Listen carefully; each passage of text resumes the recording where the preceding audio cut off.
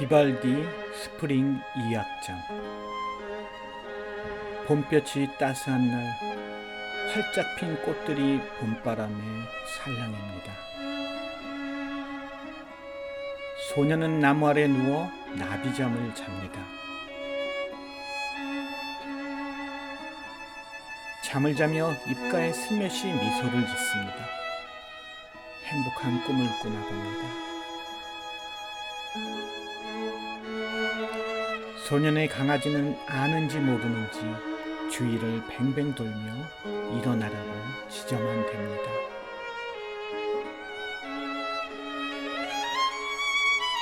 소년의 봄날이 갑니다. 소년의 꿈이 깊어만 갑니다.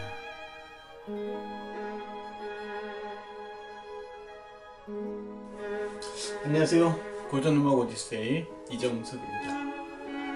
지금 여러분은 비발디 사계 스프링 2악장을 들으셨습니다. 그런데 들으실 때 조금 달랐죠? 예, 거기서 제가 시 낭송을 했습니다. 근데 이제 그건 시가 아니고요. 비발디 사계 2악장에 소네트가 써 있습니다. 예, 그러니까 옛날 시가 써 있는데 그 시를 제가 조금 풀어서 좀 길게 제가 풀어서 이렇게 써놓은 것입니다. 그래서 이제 여러분들이 아마 들으시면은 이게 무슨 얘기지 그러셨을지도 모르겠는데 나중에 이제 제가 설명을 드리면은 그게 그 얘기였구나 이렇게 생각을 하실 수가 있을 겁니다. 오늘도 저는 여기는 제 작업실입니다. 작업실에서 또 여러분들을 이렇게 만나게 되네요. 뭐 제 작업실에는 그냥 이렇게 좀 복잡하고 좀 지저분하고 그런데 책도 있고 그 다음에 LP판도 있고, 그 다음에 CD도 있고, 그 다음에 음향 시스템도 있고, 그 다음에 책상, 그 다음에 자전거도 있어요. 자전거도 있고. 그래서 저는 사실 여기서 학생도 가르치고, 연습도 하고, 공부도 하고, 책도 보고 그럽니다. 그리고 이제 저는 여기서 혼자 참 잘 놀아요. 제 별명이 집안 고양이래가지고, 혼자서 참 잘 놀고, 집에서도 혼자 잘 노는데, 근데 이상하게도 이제 요즘에 억지로 못 나가니까 굉장히 좀 불편하네요. 굉장히 좀 답답하고 그래서 이제 제가 이제 공원에 가서 좀 자전거를 타고 왔는데 공원에 가보니까 사람들이 꽤 많으세요. 좀 답답하셨던 건가 봐요. 그래가지고 나오셔가지고 혼자서 걷기도 하고 운동도 하고 그러시는 분들이 꽤 많더라고요. 아무튼 여러분들은 어떻게 지내시나요? 좀 답답하시죠? 그리고 좀 이게 어떻게 되는 건가 걱정도 되고 그러시죠. 제 생각은 앞으로 빨리 좋아질 겁니다. 그래서 이제 좀 답답하실 때도 저와 같이 음악 들으시고 그 다음에 음악 얘기하고 그러면서 재밌게 그 다음에 즐겁게 유익하게 이 시간을 보내셨으면 좋겠네요. 그래서 오늘은 비발디의 사계 2악장 얘기를 계속해 나가도록 하겠습니다. 비발디의 사계는 바로크 시대의 음악입니다. 바로크라는 말은 바로코라는 포르투갈어에서 왔습니다. 바로코라는 말은 무슨 뜻이냐면 찌그러진 진주입니다. 근데 이렇게 생각을 해보니까 진주는 맞는 것 같아요. 예, 바로코 음악이 아름다우니까 진주라고 표현을 했겠죠. 그런데 왜 찌그러진 진주일까 이렇게 생각을 해보니까 바로코 시대 전에 시대가 르네상스 시대거든요. 근데 이제 르네상스 시대의 모토는 고전으로의 회귀, 고전으로 돌아가자가 모토예요. 르네상스 시대는. 그래서 이제 그 르네상스 시대에서 말하는 고전이라는 거는 이제 그리스 로마 시대를 얘기하는 거거든요. 그러니까 좀 남성적이고 선이 굵고 그런 문화를 선호하던 시대입니다. 그래서 이제 르네상스 시대를 좋아하는 르네상스 시대에 적응됐던 사람들이 보기에는 이제 바로크 시대의 문화나 음악을 보니까 뭔가 조금 이상하다. 자기 시인이 보기에는 좀 이상하다 해서 이제 아마 찌그러진 진주라고 표현한 것이 아닐까 이렇게 생각이 듭니다. 그래서 사실은 이제 르네상스에 비교해서 바로크 시대는 굉장히 여성적인 음악적인 시대다 이렇게 생각을 하시면 됩니다. 그래서 바로크 시대 이렇게 딱 생각하면 여성분들을 생각하면은 그 특징이 굉장히 잘 맞습니다. 그래서 이제 일단 여성분들은 우선 더 예쁘잖아요. 그래서 이제 바로크 음악은 예쁘다. 그리고 이제 그렇게 무겁지 않고 경쾌하다. 이렇게 생각하시면 되고요. 그 다음에 이제 여성분들이 좋아하시는 게 장식이잖아요. 그러니까 바로크 시대는 이제 장식이 중요한, 음악의 장식을 중요하게 하는 시대다. 이건 조금 이따가 다시 설명을 좀 드리겠습니다. 그리고 이제 주로 이제 남자보다는 여성분들이 좀 말이 많잖아요. 그래서 이제 바로크 시대에서는 보면은 아주 이렇게 음이 많다. 그러니까 여자분들이 막 조잘조잘 되듯이 바로크 음악도 막 음이 조잘조잘 이렇게 된다.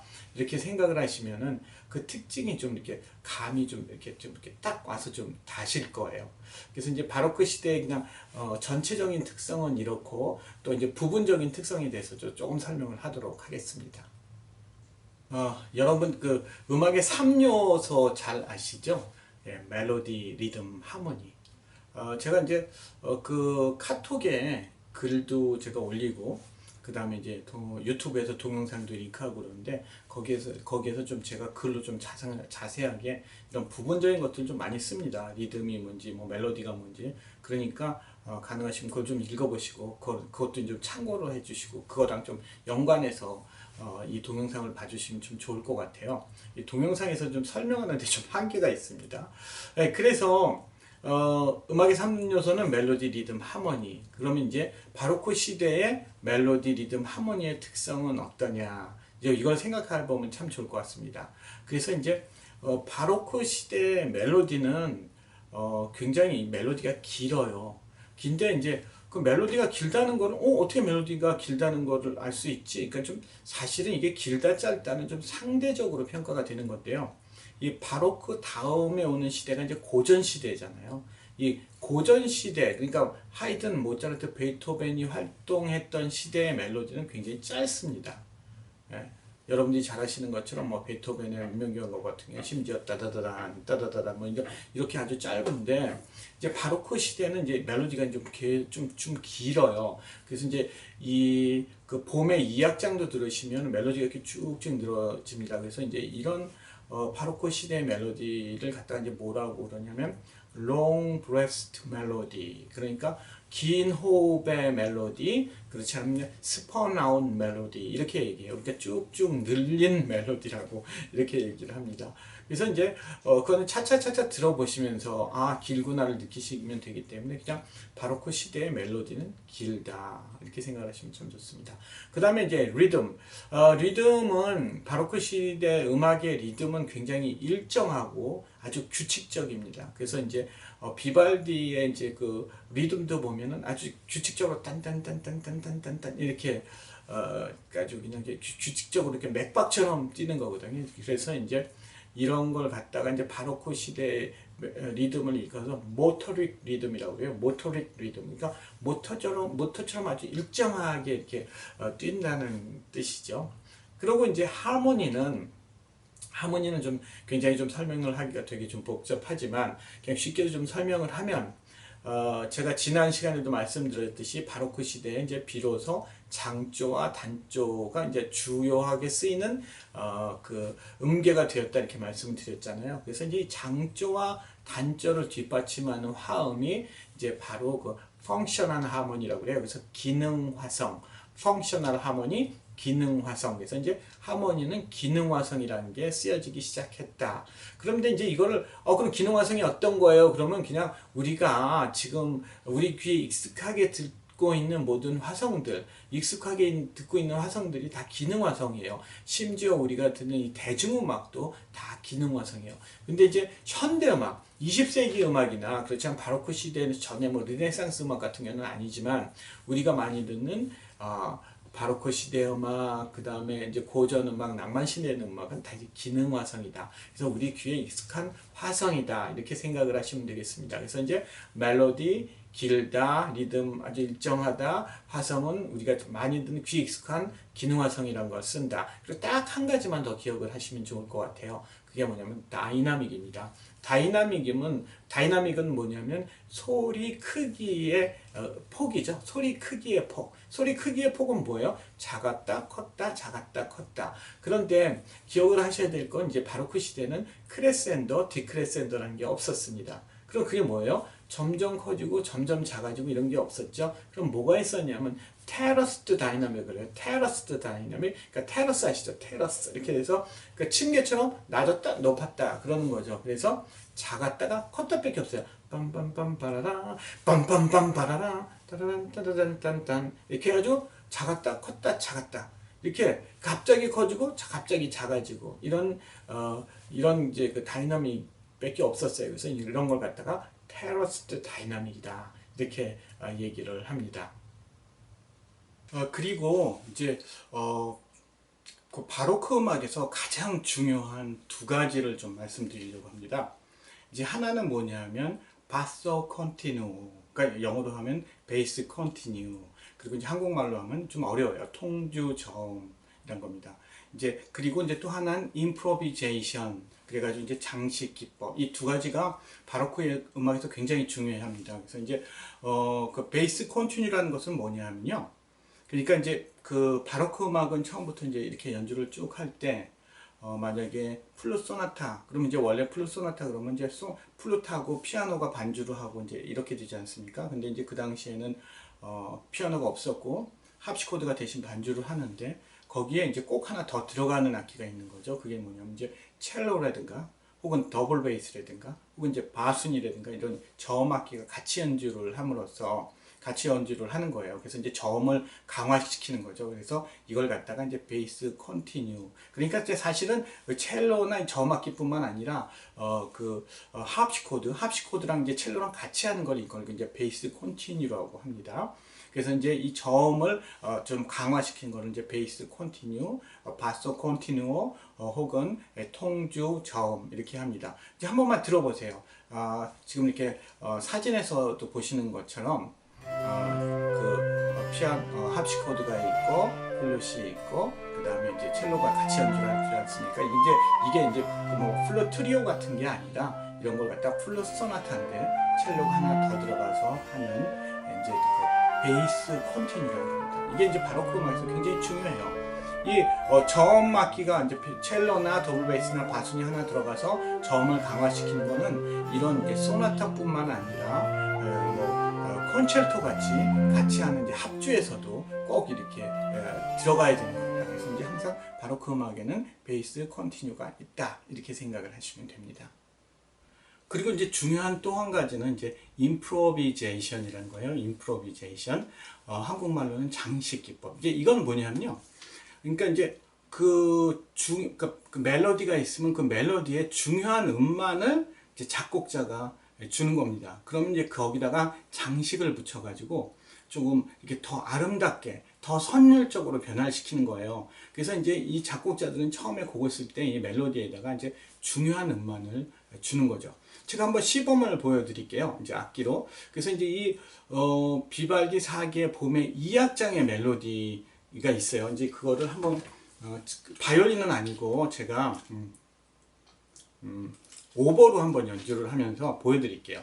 그래서 이제 처음에 비발디 사계의 봄의 2악장은 이제 이런 멜로디예요. 그러니까 원래 이제 작곡 비발디가 준 멜로디죠. 예.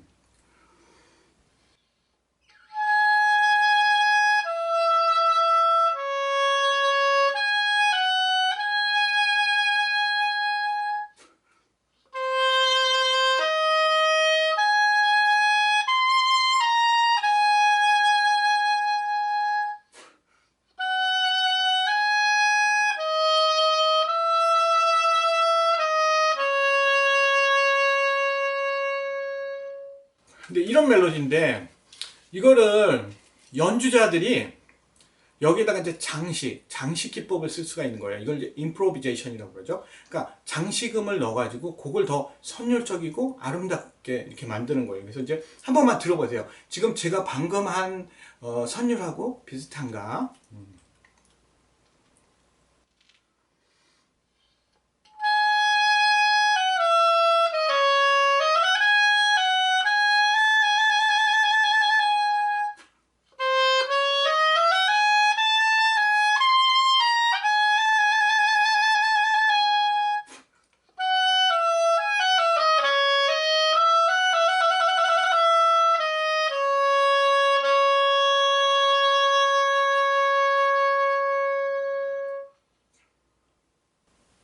그죠?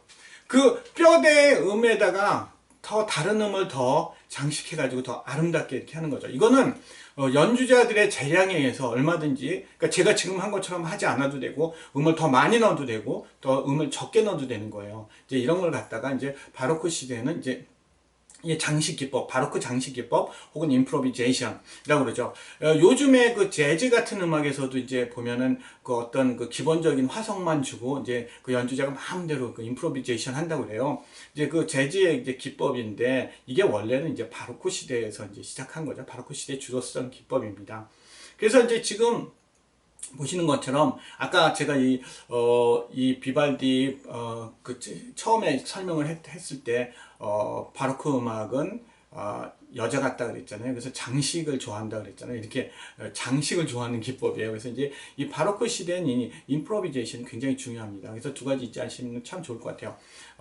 하나는 이제 베이스 컨티뉴, 항상 이제 저음을 강화시켜서 첼로나 더블 베이스나 바순이 더 들어가서 도와줬다. 그리고 이제 이렇게 그런 어떤 뼈대에 기본적인 음만 주면 거기에다가 장식을 붙였다. 이게 굉장히 바로크 시대 이제 중요한 기법입니다. 제가 앞에 시작을 할 때 그 곡에서 이제 좀 낭독을 했지 않습니까? 근데 이제 그걸 좀 설명을 드려야 될 것 같아요. 이 곡은 스토리가 있습니다. 그러니까 이제 그게 어떤 스토리냐면 이 곡에도 이제 소네트가 이제 써 있는데요. 그 소네트의 내용은 이래요. 이제 제가 이 곡을 전체를 들으실 때 그 앞에 가사를 써놓을 테니까 가사는 읽어드리지 않고요. 이 곡의 내용은 이렇습니다. 그러니까 이제 꽃들이 이렇게 그 목장에서 꽃들이 이렇게 바람에 이렇게 쫙 이렇게 아주 살랑살랑 이렇게 흔들리는 거죠. 그 살랑살랑 꽃들이 이렇게 흔들릴 때 그 양치기 소년이 그 큰 나무 밑에서 단잠을 잡니다. 아마 단잠을 자면서 꿈을 꾸고 있는 것이겠죠. 이제 꿈을 꾸고 있는데 그 옆에 이제 양치기에 강아지가 있어요. 이 강아지가 그 주위를 뱅뱅뱅뱅 돌면서 몽몽몽몽 이렇게 이렇게 막 짖는 거예요. 양치기를 깨우는 거겠죠. 그래서 이제 이 화면을 한번 생각을 해보십시오. 그 목장과 거기서 자고 있는 양치기 소년과 그 주위에 뱅뱅뱅뱅 돌면서 짖고 있는 강아지 참 되게 평화롭지 않습니까? 그 요즘에 그 사태하고는 조금 많이 좀 대조적이라서 제가 이제 이걸 들을 때마다 요즘에 이제 들을 때마다 좀 이렇게 좀 되게 좀 찡한 오히려 좀 찡한 이제 그런 느낌을 받아요. 그렇지만 그 장면을 생각하시면 참 아름다운 곡이다 이렇게 생각을 하실 수가 있을 겁니다. 그래서 이제 이런 스토리가 있고요. 이 구조상으로는 이렇게 되어 있습니다. 그 2악장의 구조는 그냥 똑같은 멜로디가 두 번 반복하는 형식이에요. A, 그 다음에 A가 한 번 더 나와요. 근데 이 큰 A에서 작은 A랑 작은 B가 있어요. 그러니까 이제 멜로디가 작은 A, 작은 B가 이렇게 구분이 되는 거예요. 그래서 이제 그러니까 사실 A, B, A, B. 그래서 이제 큰 A가 두 번 반복하는 건 거죠. 그래서 이제 이런 걸 갖다가 뭐라고 그러냐면 이제 두도막 형식이다 이렇게 얘기를 하죠. 그래서 이제 한국말로는 두도막 형식이라고 그러고 이제 영어로는 바이너리 폼이라고 그럽니다. 그래서 여러분들 이제 이걸 좀 구분하시기는 그렇게 쉽지가 않을 거예요. 그렇지만 이제 제가 그 화면에 이제 그 부분을 이렇게 좀 하얗게 처리를 해 놓을 테니까요. 이제 그걸 좀 한번 보시면 좋고, 그렇지 않으면 그걸 구분하실 필요가 없고, 더 중요한 거는 그 제가 말씀드린 스토리예요. 그래서 이제 일단 좀 앞에 부분을 조금만 한 번만 들어볼게요. 그러니까 처음에 들을 때 이제 한 번만 들어보세요.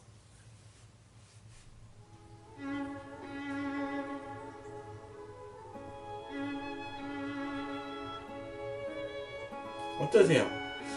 이 곡은 특이하게도 앞에 제가 이거 베이스 컨티뉴를 설명을 했는데 사실은 바로크 음악에는 베이스 컨티뉴라고 해서 첼로가 다 들어간다 이렇게 말씀드렸는데 이 비발디 보면 2악장엔 첼로가 안 들어가요. 그리고 첼로가 안 들어가 대신 이제 합시코드는 들어가지만 구성이 어떻게 되냐면 제가 이제 악보를 같이 보여드릴게요. 악보를 이제 보세요. 구성이 어떻게 되냐면 바이올린 퍼스트, 세컨, 비올라가 있어요. 그 다음에 이제 솔로 바이올린. 이게 이제 솔로 바이올린, 콘체르토니까 이제 솔로 바이올린이 있는 것이죠. 예, 솔로 바이올린이 있는 것이에요. 그래서 이제 보면은, 그 뒤에서 반주하는 오케스트라의 퍼스트 바이올린이랑 세컨 바이올린은 다라리라리라리라 그래서 이제 마치 이렇게 바람에 꽃잎이 살랑살랑 이렇게 흔들리는 거를 이렇게 표현하고, 그 다음에 이제 그 비올라를 한번 보세요. 이제 비올라 악보를 보시면 뻔뻔 범범 이렇게 하거든요. 이제 그게 바로 강아지가 이제 짖는 소리예요. 강아지가 이제 그 양치기를 깨우려고 막 짖는 소리인데, 근데 이제 이 솔로 바이올린이 아주 아름다운 지금 선율이 나오는 거, 멜로디가 나오는 게 이제 이게 솔로 바이올린인데, 이 솔로 바이올린은 뭐라냐면 아주 아름다운 멜로디를 연주하죠. 이게 바로 뭐냐면 이 양치기가 이제 그 아름다운 꿈을 꾸고 있는 거예요. 아름다운 꿈을 꾸고 있는 거. 그래서 이 곡은 이 세 파트로 나눠진다. 이것만 생각하시면 돼요. 다라리라리라리라 빰빰 빰빰 띠라라 리라라 이렇게 해가지고 멜로디, 리듬, 강아지 소리, 아름다운 멜로디.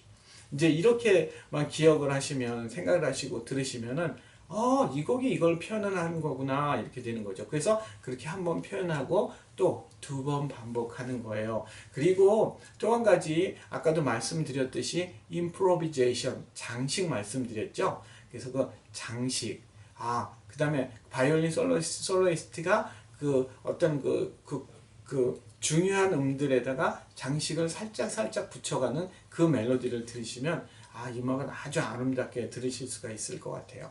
그래서 그 스토리를 좀 생각하시면서 한번 처음부터 끝까지 쭉 들어보시기 바랍니다.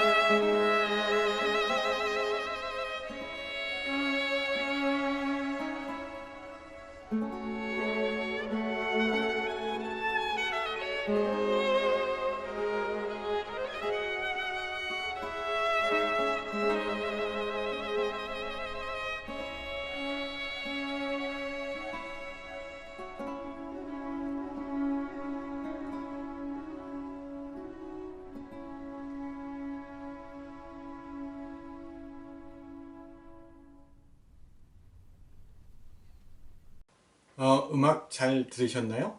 어떻게 그 영상이랑 동영상이랑 좀 이렇게 매치가 잘 되는지요? 이 음악은 요즘의 분위기하고 좀 굉장히 좀 잘 어울리는 것 같아요. 상당히 아름다운데도 왠지 모르게 좀 서글픈 이제 그런 분위기예요. 사실 뭐 따지고 보면 행복이라는 거, 사랑이라는 거, 꿈이라는 거, 이런 것 속에는 왠지 모를 슬픔을 조금은 간직하고 있는 거죠. 또 반대로 생각하면 요즘 분위기가 조금 힘들고 어렵고 그렇지만 또 그 안에 희망도 또 꿈도 아름다움이라는 것도 또 간직하고 있는 거죠. 조금 힘드시지만 여전히 꿈을 갖고 여전히 희망을 갖고 여전히 아름다운 그런 날들을 보내시기 바랍니다.